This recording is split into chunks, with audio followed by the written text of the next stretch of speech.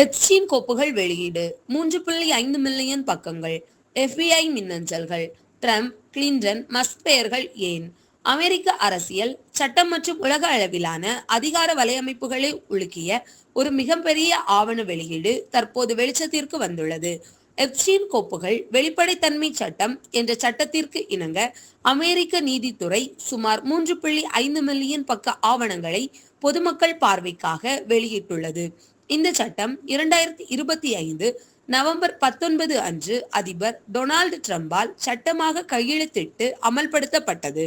அந்த சட்டத்தின் அடிப்படையில் இதுவரை மறைக்கப்பட்டிருந்த பல முக்கிய ஆவணங்கள், FBI மின்னஞ்சல்கள், விசாரணை குறிப்புகள், புகைப்படங்கள், காணொளிகள் ஆகியவை வெளியாகி உள்ளன. ஜெப்ரி எப்ஸ்டீன் என்பவர் அமெரிக்காவில் சிறுமிகள் மற்றும் இளம்பெண்கள் தொடர்பான கடத்தல், பாலியல் சுரண்டல் குற்றச்சாட்டுகளில் முக்கிய பெரும் நிதியாளர்.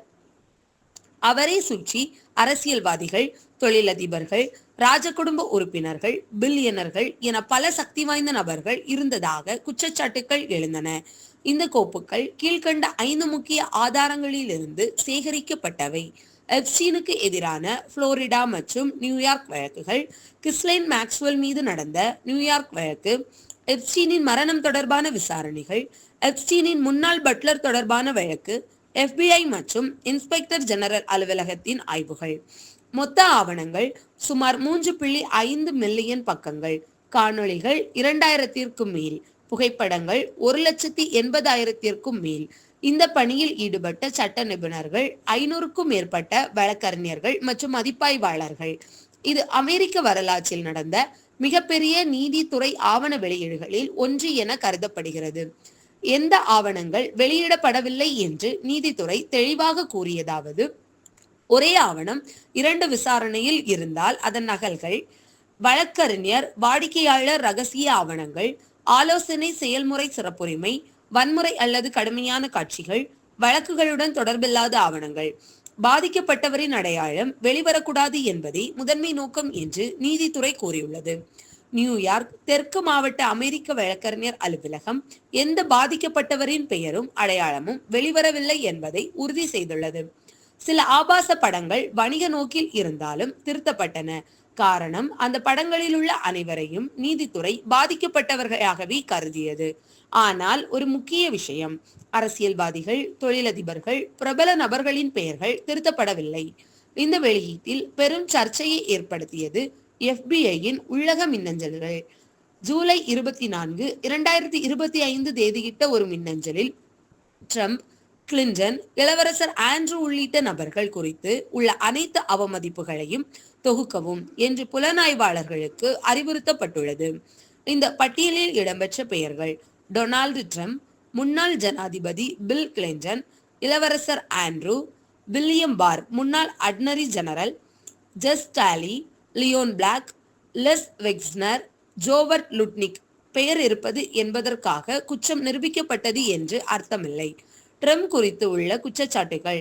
DOJ கூறிய விளக்கம் என்னவென்றால், சில ஆவணங்களில் 2020 தேர்தலுக்கு முன் ட்ரம்ப் மீது பரபரப்பான குற்றச்சாட்டுகள் FBI-க்கு அனுப்பப்பட்டதாக குறிப்பிடப்பட்டுள்ளது. ஆனால் DOJ தெளிவாக கூறியது, இந்த குற்றச்சாட்டுகள் முழுமையான ஆதாரமற்றவை, பொய்யானவை. நம்பகத்தன்மை இருந்திருந்தால் அவை ஏற்கனவே சட்ட நடவடிக்கையாக மாறியிருக்கும். 330 கேலன் சல்பூரிக் அமில சர்ச்சை. டிசம்பர் 2010 எப்ஸ்டீனுக்கு தனது தனிப்பட்ட தீவுக்கு 55 கேலன் கொண்ட 6 ட்ரம்கள் 330 கேலன் சல்பூரிக் அமிலம் வாங்கியதாக பதிவுகள் தெரிவிக்கின்றன. இதனால் சமூக ஊடகங்களில் ஆதாரங்களை அளிக்க, மனித எச்சங்களை கரைக்க என்ற பரபரப்பான ஊகங்கள் வைரலானது. ஆனால் அதிகாரப்பூர்வமான பதிவுகள் கூறுவது நீர் சுத்திகரிப்பு, குழ பராமரிப்பு, pH சமநிலை என தொழில்துறை பயன்பாடு என்று. சிறை சம்பவம், மரணம். உண்மை என்ன?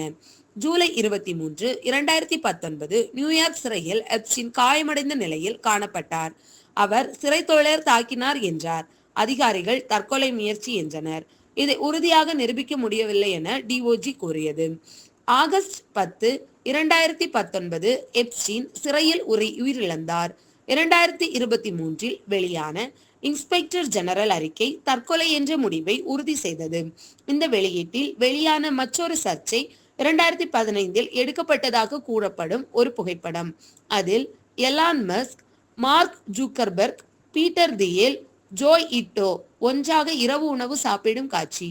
இதுவும் சமூக நிதி தொடர்பா என்பதற்கு ஆவணம் மட்டுமே. இந்த ஆவணங்கள் நமக்கு சொல்லும் பாடம்: அதிகாரம் எவ்வளவு பெரியதாக இருந்தாலும் கேள்விகள் எழும். வதந்தி ஈக்குவல் டு உண்மை. வெளிப்படைத்தன்மைதான் ஜனநாயகத்தின் அடிப்படை. பெயர் இருப்பது குற்றமல்ல, ஆதாரம்தான் முக்கியம். இந்த வீடியோவில் எந்த யூகமும் இல்லை. அதிகாரப்பூர்வ ஆவணங்களில் உள்ள தகவல்களை. இளம் குழந்தைகளின் வாழ்க்கையை சீரழித்த குற்றவாளிகளின் உண்மை முகம் வெளிவருமா? அதை இந்த நீதித்துறை நிரூபிக்குமா? இல்லை, நீதித்துறையை விலைக்கு வாங்கி விடுவார்களா என்பதை பொறுத்திருந்துதான் பார்க்க வேண்டும். உங்கள் கருத்துக்களை கமெண்டில் பகிருங்கள். உண்மை அடிப்படையிலான அரசியல், உலக செய்திகளுக்கு சப்ஸ்கிரைப் செய்யுங்கள். மற்றொரு பதிவில் உங்களை சந்திக்கிறேன். நன்றி.